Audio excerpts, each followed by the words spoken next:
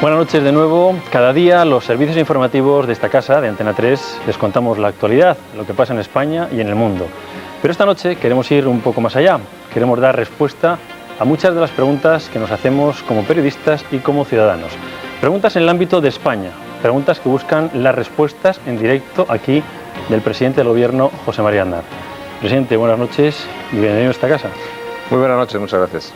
Con nosotros están, los han visto ya, dos compañeros de los informativos de Antena 3 Televisión. Isabel San Sebastián, directora y presentadora del Primer Café. Isabel, buenas noches. Muy buenas noches.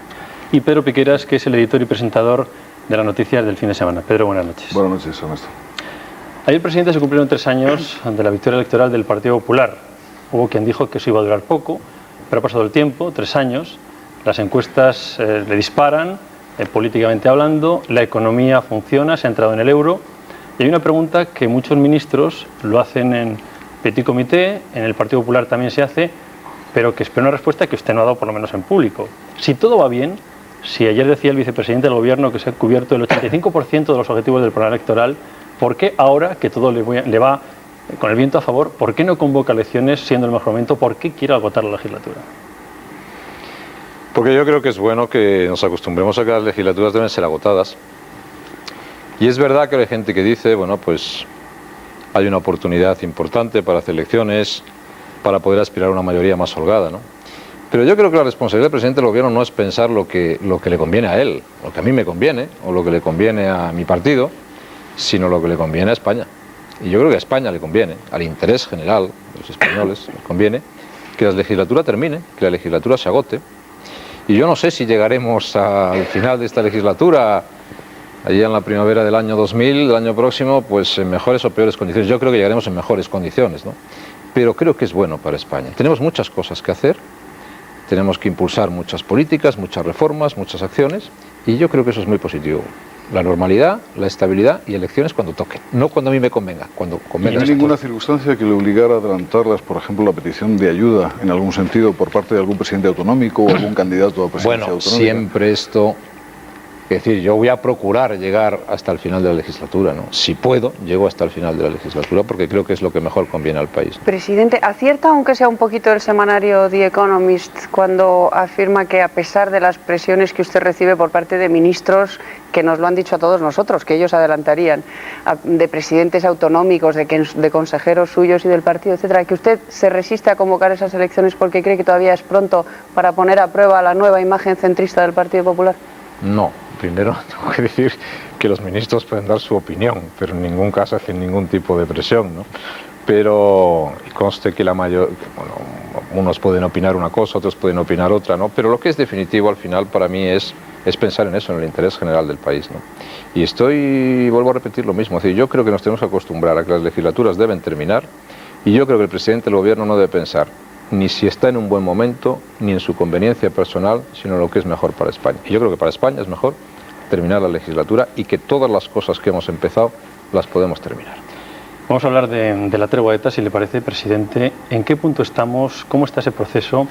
Hoy hemos oído al ministro de Interior hace unos instantes, en nuestro informativo, decir que si ETA deja las armas, el Gobierno sabrá ser generoso. Llevamos casi 9 meses sin que se produzca un asesinato. Después de llevar 30 años soportando el terrorismo, la violencia, llevar 9 meses sin un asesinato, sin una muerte, es un cambio muy importante, muy importante. Ahora, es un cambio de escenario. Y sin duda, la situación que vivimos en este momento es muchísimo mejor que la anterior. Porque créanme, y esto yo creo que todos los españoles lo saben, nada peor hay que alguien sea asesinado. Nada peor hay que por defender la libertad, por defender una idea, por el mero hecho de tener una representación política, alguien muera. Y eso ha ocurrido durante mucho tiempo en España.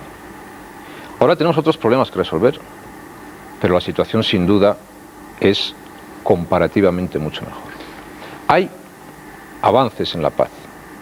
Y sobre todo yo tengo una determinación muy firme de consolidar la paz. Y haré todo lo que está, y hago todos los días todo lo que está al alcance de la mano y de mi responsabilidad para consolidar la paz.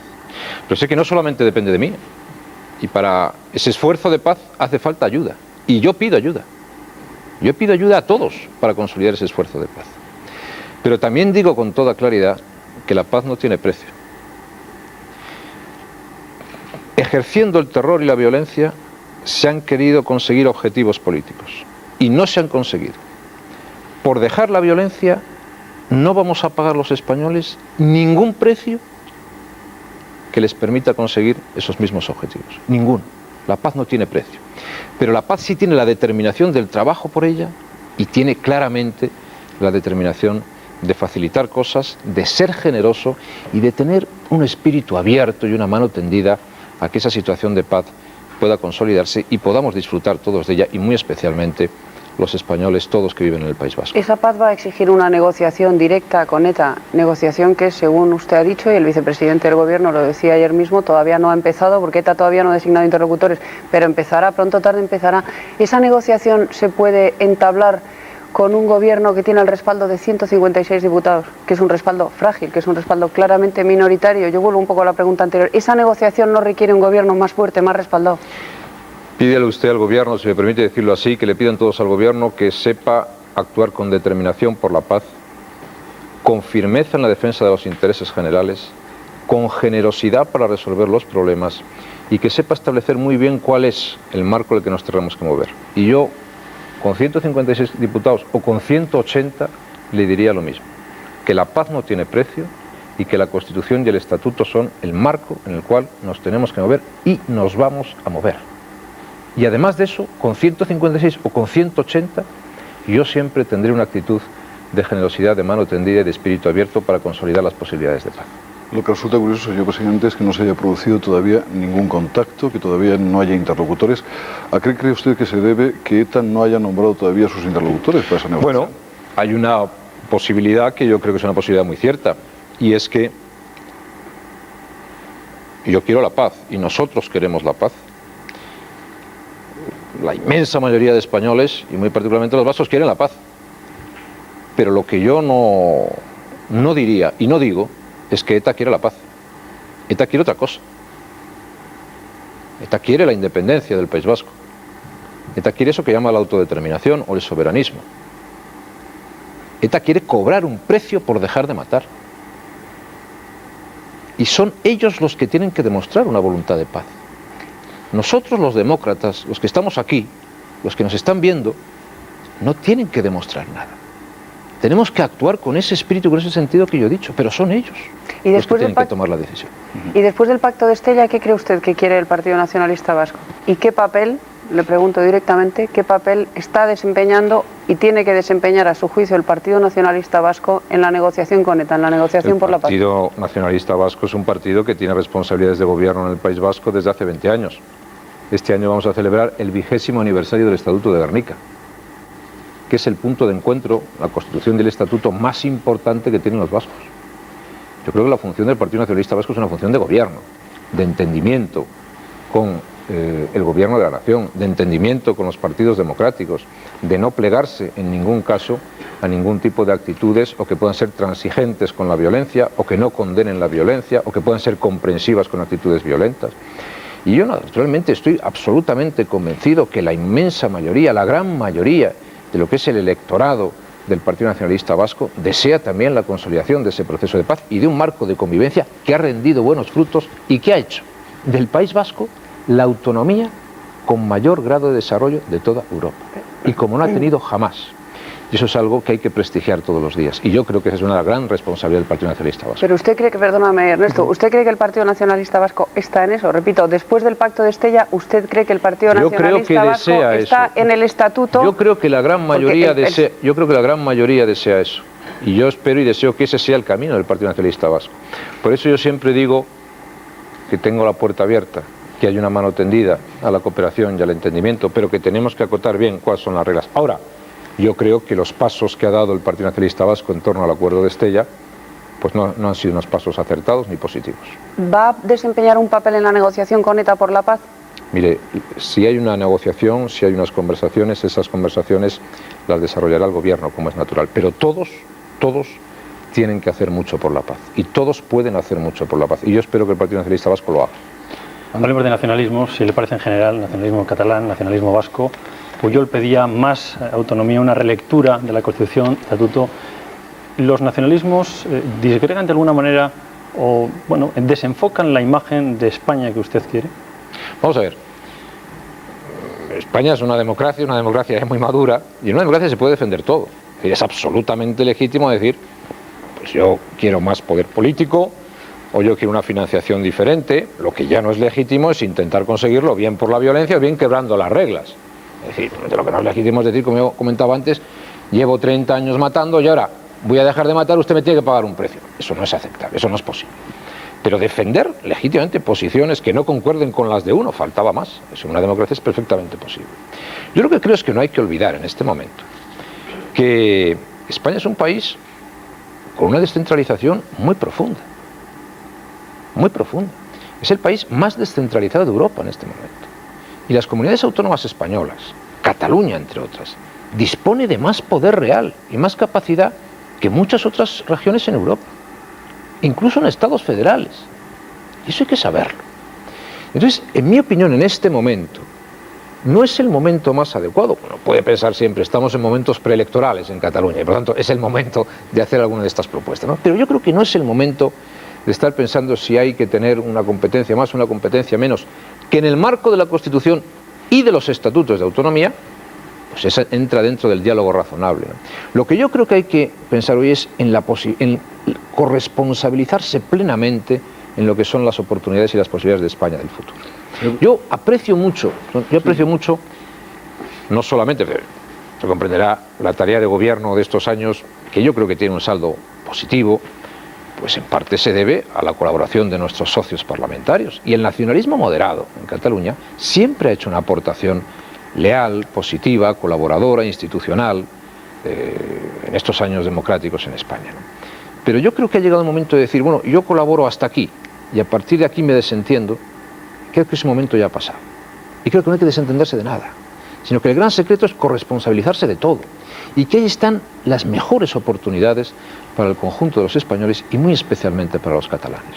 Lo que ocurre, señor presidente, es que entre las cesiones de soberanía que hay que hacer, lógicamente, en un proceso de unificación europea, y los procesos de conseguir más y mayores competencias en las comunidades autónomas, sobre todo en dos de ellas, en la vasca y en la catalana, hacen del Estado español lo que algunos han dicho que es un Estado frágil, ¿no? Cada vez más frágil en esas circunstancias. No sé si usted tiene esa idea, ¿no? Yo creo que es difícil encontrar un momento histórico de España como el que estamos viviendo ahora, gracias al esfuerzo de generaciones de españoles y de la sociedad española. Pero y eso es reconocido para España en todas partes. Es muy difícil, por ejemplo, mire usted, España era un país o que llegaba tarde a sus citas históricas o que no llegaba. Y ahora en la cita histórica más importante de Europa desde hace 40 años, que ha sido el nacimiento del euro, por primera vez España está, desde el comienzo, es socio fundacional. Es verdad, pero eso es una aportación positiva al conjunto de España y al proyecto español. Y eso no tiene nada que ver. España es una nación plural, una gran nación histórica y plural, reconocida, que tiene en este momento unas reglas del juego y de convivencia en torno a la Constitución y a los estatutos que hay que respetar, que no hay que cambiar, que son la historia de un éxito de los últimos 20 años y tienen que ser la guía para entrar en el siglo XXI. Y eso además lo hacemos en un contexto de integración europea que nos es especialmente importante y útil para todos los españoles. Yo no veo ninguna contradicción, al contrario, veo un estímulo a seguir trabajando en el sentido que lo estamos haciendo. Lo que pasa es que da la sensación de que ni el presidente del Partido Nacionalista Vasco ni el presidente de Cataluña, el señor Pujol, está muy de acuerdo con usted, porque el presidente de Cataluña le acaba de plantear abiertamente que el estatuto se le ha quedado estrecho y que hay que cambiarlo.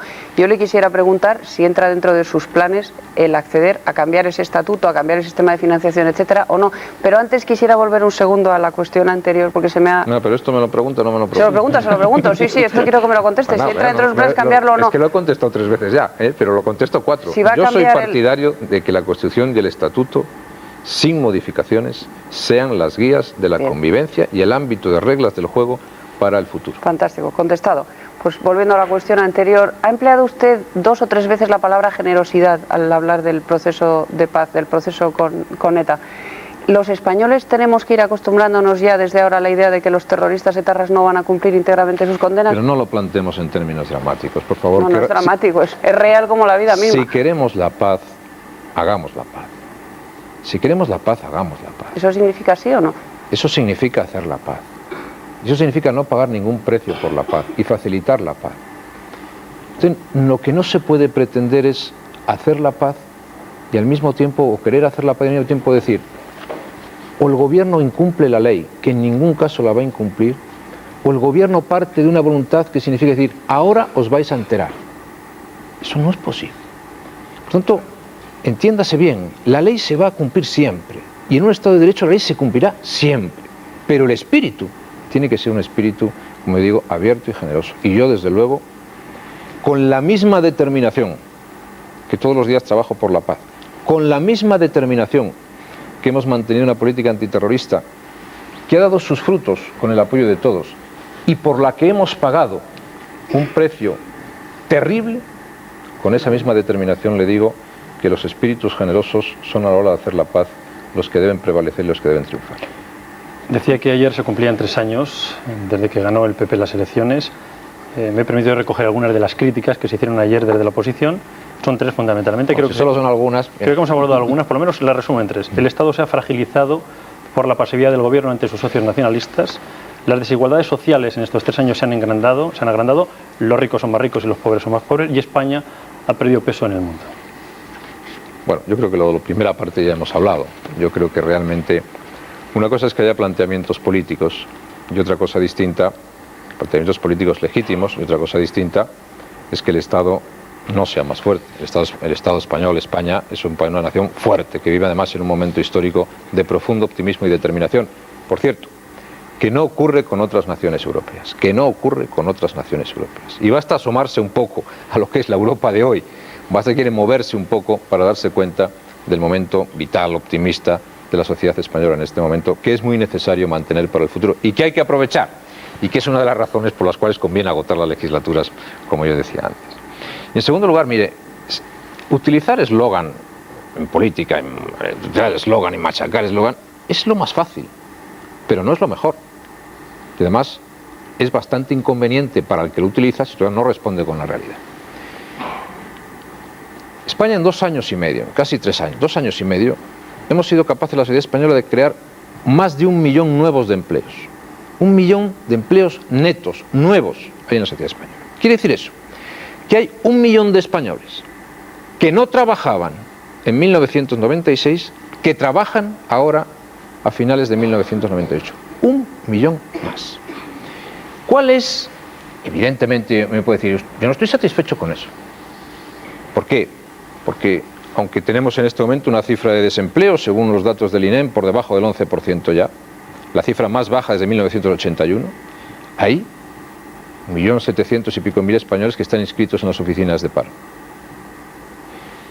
Yo lo que me gustaría es tener la oportunidad de seguir con la sociedad española trabajando en una dinámica que nos permitiese crear en los próximos años, hasta el año 2002 aproximadamente, 1.300.000 empleos más. Este año pasado se crearon 450.000 empleos. Este año 99 se van a crear en torno a 400.000 empleos en España. Estamos en un proceso intensísimo. Es decir, mire, no hay mejor política social que crear empleo. Por lo tanto, decir que cuando se crean 1 millón de empleos o cuando el poder adquisitivo de las pensiones se mantiene y se mejora, porque los pensionistas se han beneficiado de la reducción de precios, aumentan las desigualdades sociales, pues mire usted, no es que sea un eslogan, es que usted me permite decir, es que es una tontería.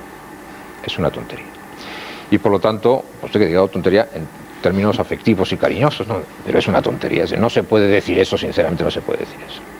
Y cuando España, como yo decía antes, por primera vez en muchos años, ha entrado en la cita histórica más importante, en el euro, y resulta que cumple sus deberes con más eficacia que países que llevaban tirando del carro de Europa y formando la idea europea antes de España, cuando conseguimos eso, o cuando tenemos la mayor presencia iberoamericana que se recuerda en mucho tiempo, decir que el momento internacional de España es un momento malo, pues mire, yo pido que se asome un poco uno al exterior y se llevará una sorpresa de ver exactamente lo que es en este momento la cualificación y las posibilidades de España. Sí, Y eso no se le debe negar a la sociedad española.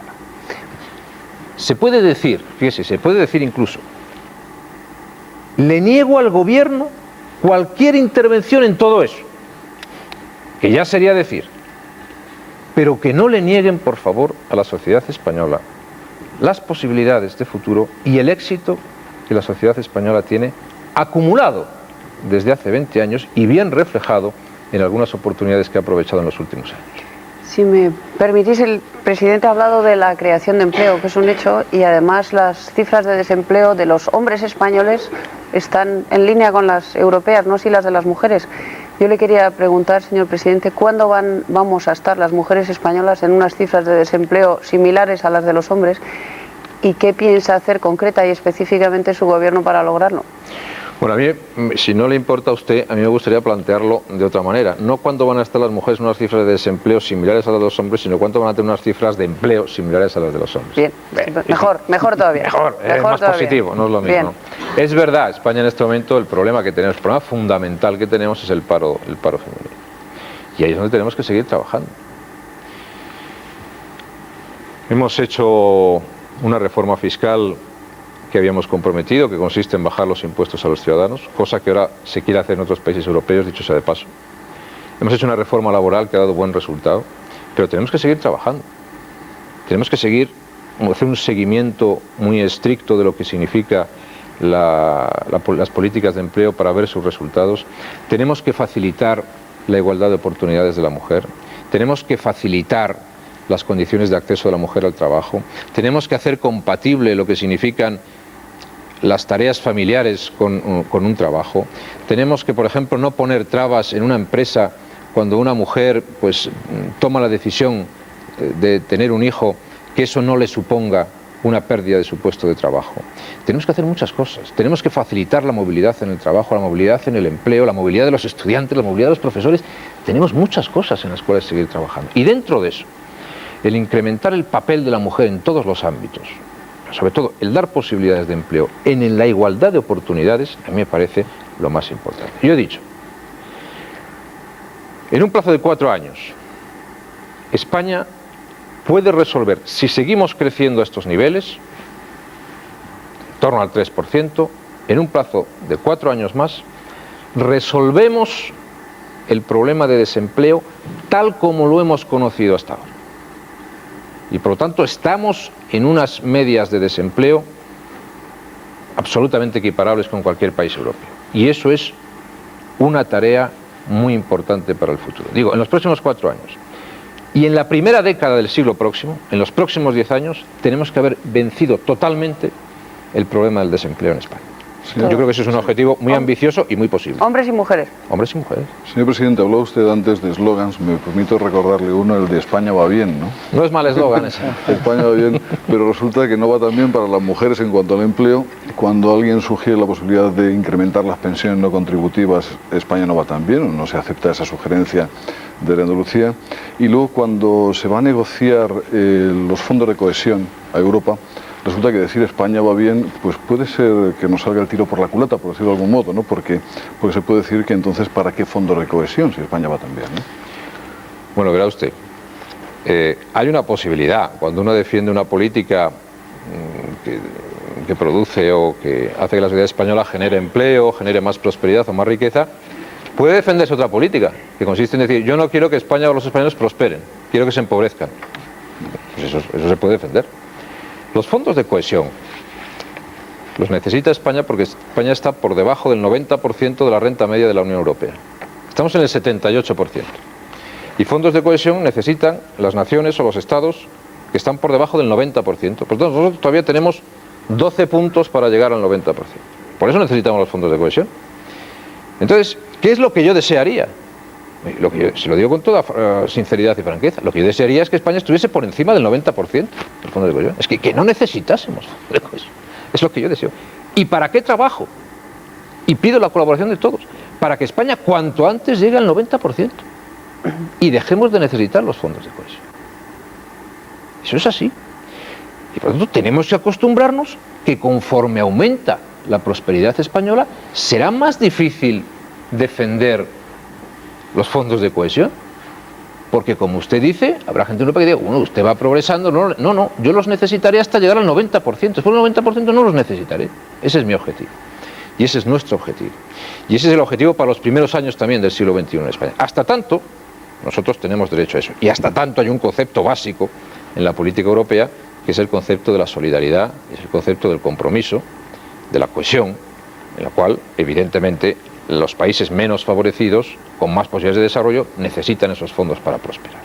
Eso a mí me parece bastante lógico, bastante elemental. Insisto, excepto que alguien plantee, es mejor, en vez de llegar al 90% de la renta media de la Unión Europea, bajar al 65%. Pero me parece sinceramente eso un disparate.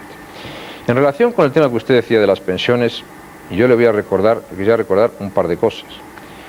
La primera es que este gobierno, yo presido, ha reconocido el poder adquisitivo, el mantenimiento del poder adquisitivo de los pensionistas españoles por ley, cosa que antes no pasaba. Es decir, una ley garantiza el mantenimiento del poder adquisitivo de las pensiones en España. En segundo lugar, el gobierno ha respetado el poder adquisitivo de las pensiones. En tercer lugar, el gobierno ha hecho que las ganancias del cálculo de las pensiones, con motivo de la mejora de los precios, se consoliden en la base de cálculo de cada pensionista, para el futuro, para siempre, para siempre, para siempre. Y en cuarto lugar, hay un concepto que es básico, y es que la caja única de la seguridad social, la política de seguridad social, es una política que corresponde al Estado, corresponde al gobierno, y no se puede romper. Eso lo dice el gobierno, lo acaban de recordar las centrales sindicales y lo debe entender todo el mundo. Salvo que alguien pretenda que un pensionista español cobre diferente en el sur de España que en el norte de España. Si alguien pretende que el pensionista que vive en una región más desarrollada cobre más y el que vive en una región menos desarrollada cobre menos, yo le puedo decir que yo no soy partidario de esa política. Hay un principio de igualdad muy clara de todas las pensiones y de caja única de la seguridad social. Y como usted comprenderá, yo sé muy bien el esfuerzo que tenemos que hacer para mejorar las pensiones y sé muy bien que hay pensiones muy bajas. Pero lo peor que se le puede hacer a un pensionista es romper el equilibrio del sistema y la caja única de la seguridad social, porque el que haga eso habrá garantizado que no habrá pensiones ni para los que la tienen más baja ni para los que la tienen más alta. Y hay que ser en ese terreno muy especialmente responsable. Y yo pido que se sea responsable porque estamos jugando, se está jugando, o algunos quieren jugar con las pensiones de millones de españoles. Y eso a mí me parece sencillamente inaceptable. Inaceptable. Pero, siguiendo los pasos del presidente andaluz, el Partido Socialista ha presentado formalmente una iniciativa en el Parlamento para subir a todos los pensionistas que reciben pensiones no contributivas mínimas en España 2.000 pesetas.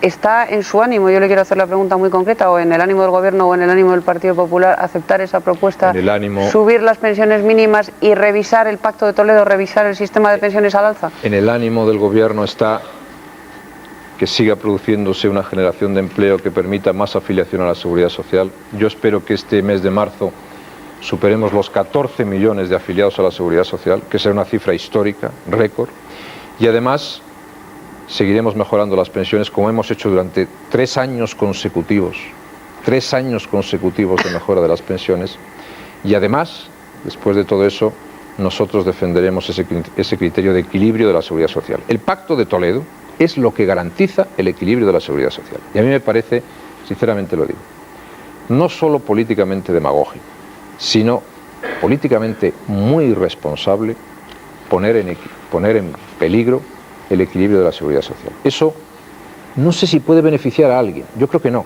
pero desde luego lo que sí sé es que perjudica a todos los pensionistas de España. Y desde luego yo sé que mi responsabilidad como presidente del Gobierno no solamente es procurar mejorar las pensiones, sino mantener los equilibrios que permitan la mejora de las pensiones. En el debate político de los últimos tiempos vuelve el Pacto de Toledo, las pensiones de lo que estamos hablando, y vuelven algunas cosas que parecían ya olvidadas en la vida política española. Desde el PSOE se acusa al Gobierno de falta de cultura democrática, de favorecer a los amigos, de que hay casos de corrupción también en el Partido Popular. ¿Esto el presidente cómo lo ve? Bueno, dicho así, no sé, dicho así, yo creo que lo más importante para el ejercicio de una oposición es tener la capacidad de presentar alguna propuesta. Y yo diría, bueno, pero ¿qué se propone? ¿Qué se propone? Y yo creo que la vida política española en los últimos 3 años pues se ha normalizado mucho. La verdad es que vivimos un momento político bastante normal. Hombre, tan bastante normal que yo creo que algunos sienten la excitación electoral por eso, ¿no? Es decir, esto ya es tan normal que denos usted por lo menos la emoción de las elecciones, ¿no? No. Yo creo que, sinceramente... Son los suyos, los que quieren elecciones. Bueno, es una cosa curiosa, ¿sabe usted? Es una cosa curiosa y también pintoresca, ¿no? Porque normalmente la oposición en cualquier país pide elecciones, porque aspira a llegar al gobierno. Aquí la oposición dice, por favor, no me haga usted elecciones.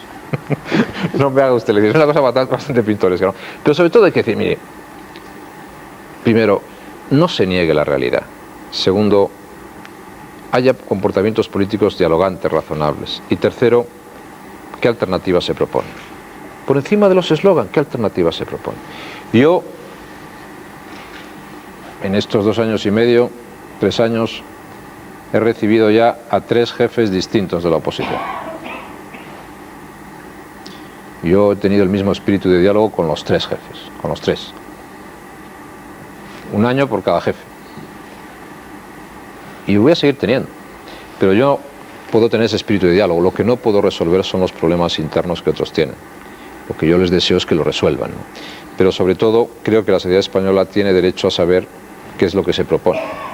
Qué es lo que se propone distinto, diferente de lo que se está haciendo en este momento. Presidente, usted prometió, o usted se comprometió cuando estaba en la oposición y su partido, a revitalizar el Parlamento y concretamente, específicamente, a facilitar la creación de comisiones de investigación, facilitando el que la minoría las pudiera proponer y dificultando el que la mayoría las pudiera bloquear. Sin embargo, la primera comisión y única que le han propuesto hasta ahora desde la oposición, que es una comisión de investigación sobre el caso Piqué, ha sido rechazada en el Parlamento por su Congreso. ¿Eso no es incoherente? Bueno, yo lo primero que quiero decir es que yo creo que la dinámica parlamentaria es una dinámica muy activa, muy positiva, y que naturalmente el Parlamento cumple muy correctamente sus funciones, tanto el Congreso como el Senado, ¿no? Personalmente le puedo decir que a los 2 años de gobierno yo había comparecido en el, por ejemplo, en el control parlamentario más veces en 2 años que todos mis predecesores en todos los años anteriores. En 2 años. Por tanto, cuando se habla de control parlamentario del Parlamento como centro de la vida política, eso es una demostración. No hay ninguna acción que no se deba hacer en el Parlamento o que se deba hacer en el Parlamento que naturalmente no se deje de hacer.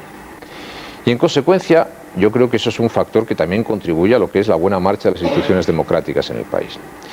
Y la última cuestión que usted plantea es que una cuestión, desde mi punto de vista, muy sencilla. Yo dije, y mantengo, porque está en nuestro programa electoral, yo me gustaría un cambio reglamentario, en virtud del cual la creación de una comisión de investigación no dependa exclusivamente de la mayoría parlamentaria. Y estamos facilitando ese cambio reglamentario.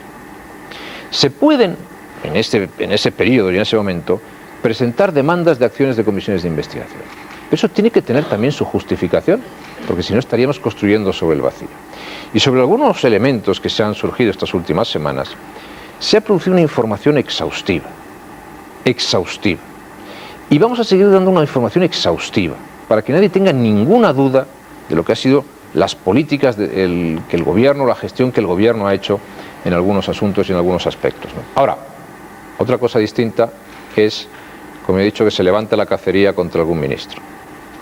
Y contra el ministro de Industria y portavoz del gobierno, que por cierto está haciendo una excelente tarea. Como ministro de Industria y como portavoz del gobierno, en mi opinión, se ha levantado una cacería. ¿Por qué? ¿A su juicio por qué se ha levantado esa cacería? Bueno, yo creo primero porque está haciendo una excelente tarea. Y en segundo lugar porque reúne unas características muy especiales.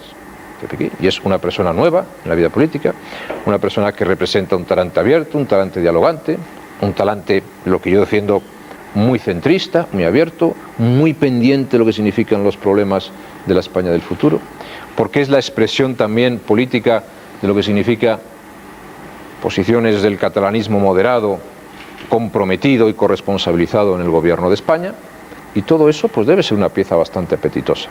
Pero claro, llegar a los excesos que consisten en que se quiere investigar hasta lo que hacía un señor cuando tenía 25 años o tenía 23 años, eso no es investigar nada. Pero si no hay nada que ocultar, ¿por qué no se puede hacer? Eso es volver a tiempos prácticamente inquisitoriales.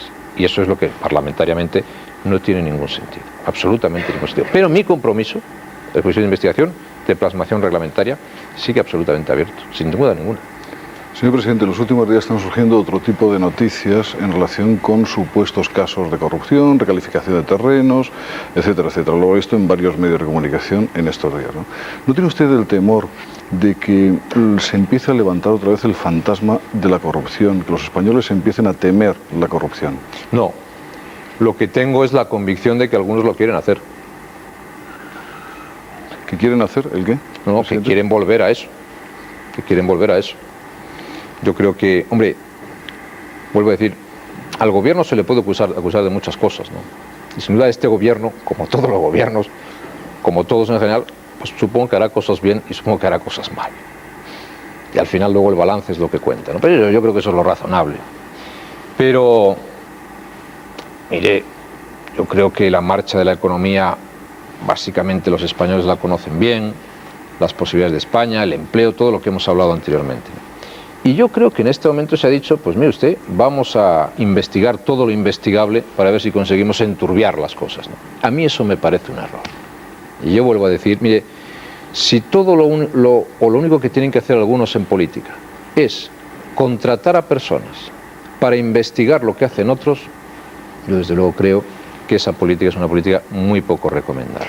Y estoy absolutamente convencido que a día de hoy el tono vital, la salud moral, ética de la democracia española y del conjunto de la sociedad española es extraordinariamente saludable y positiva. Pero no convendría cortar determinados casos si hubiera alguna prueba en el sentido de que hubiera... Bueno, es que hablar de casos es decir, naturalmente, cuando las instituciones funcionan y si existiesen pruebas de que se produce cualquier caso donde se pueda producir, pues naturalmente eso es cortado, como es lógico, como es natural, ¿no? Hay casos que no son de su época, que son de la etapa anterior, pero que tienen nombre y que son muy conocidos por todos los españoles, el caso Filesa, el caso Ibercor, el caso Gal, todos están en la calle, presidente.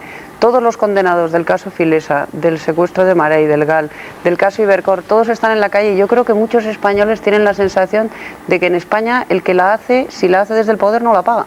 Bueno, de mire, que hay dos varas de medir, de que aquí no hay... Yo tengo la responsabilidad de gobernar, no la responsabilidad de hacer justicia.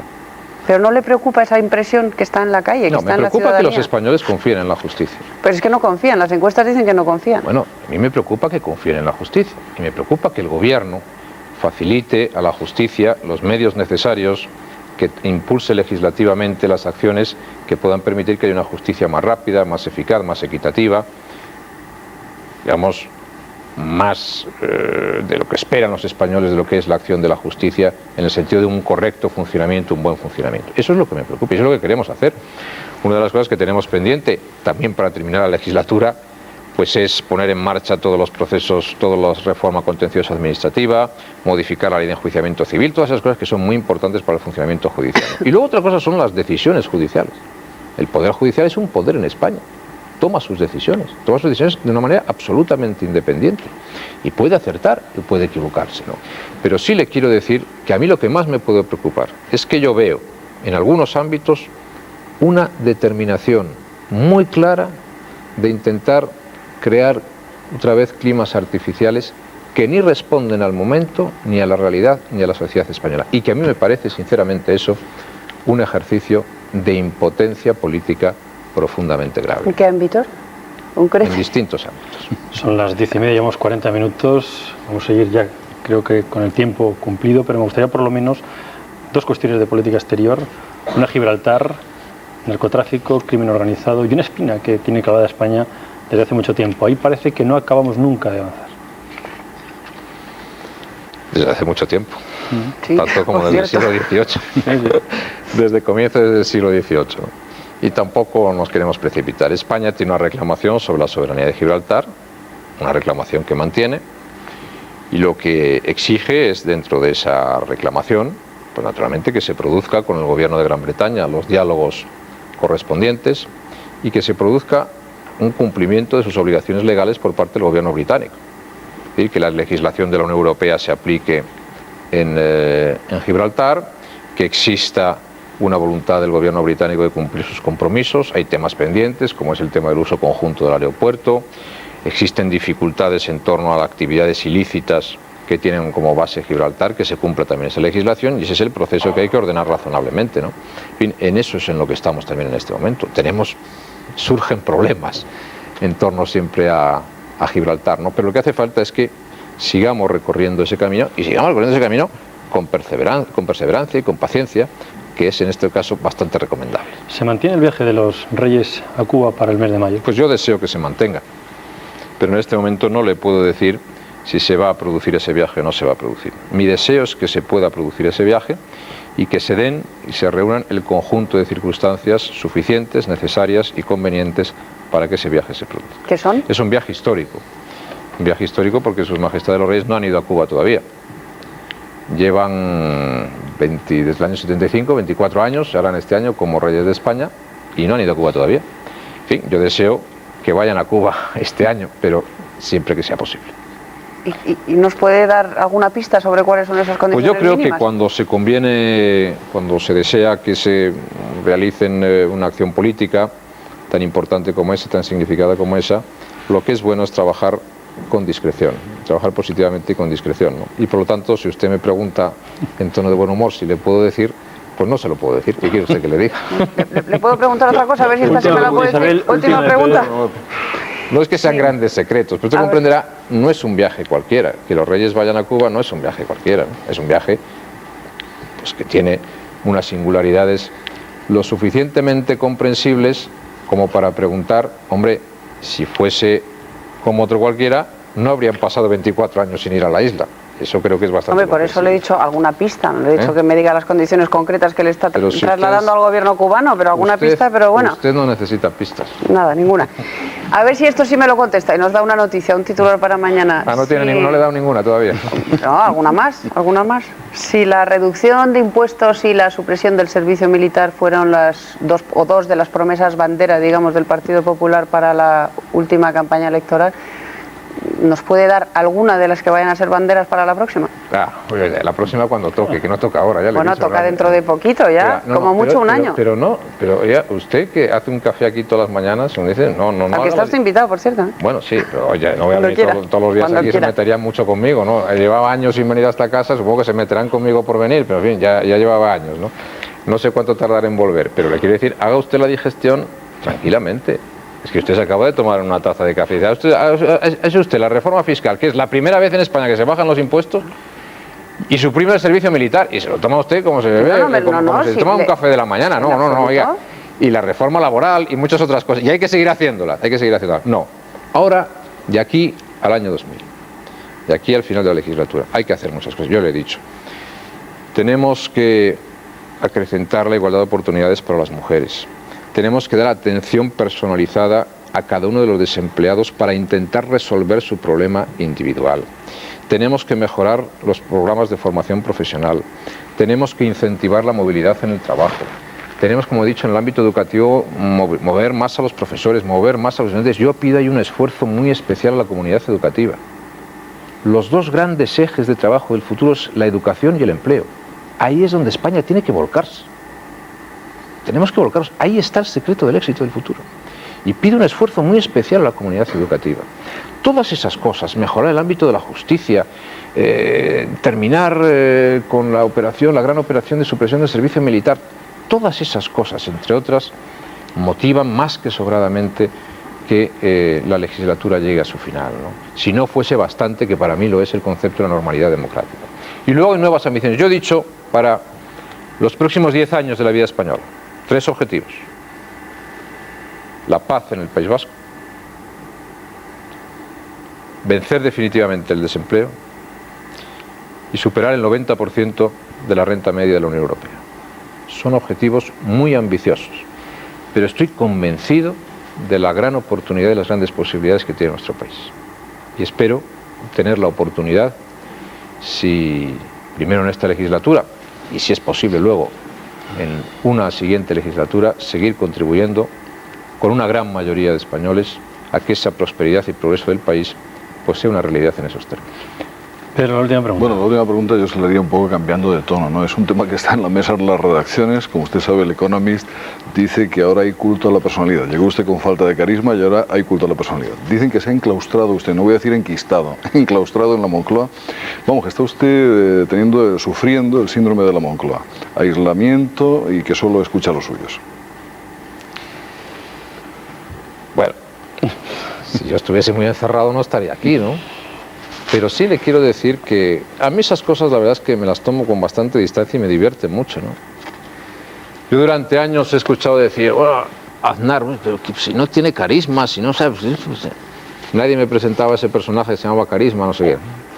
Pero, y ahora me dicen, no, pero si ahora es un hiperliderazgo, le sobra carisma por todas partes, ¿no? Mire usted, yo la verdad es que me miro así por dentro y por fuera y me veo hoy como era antes.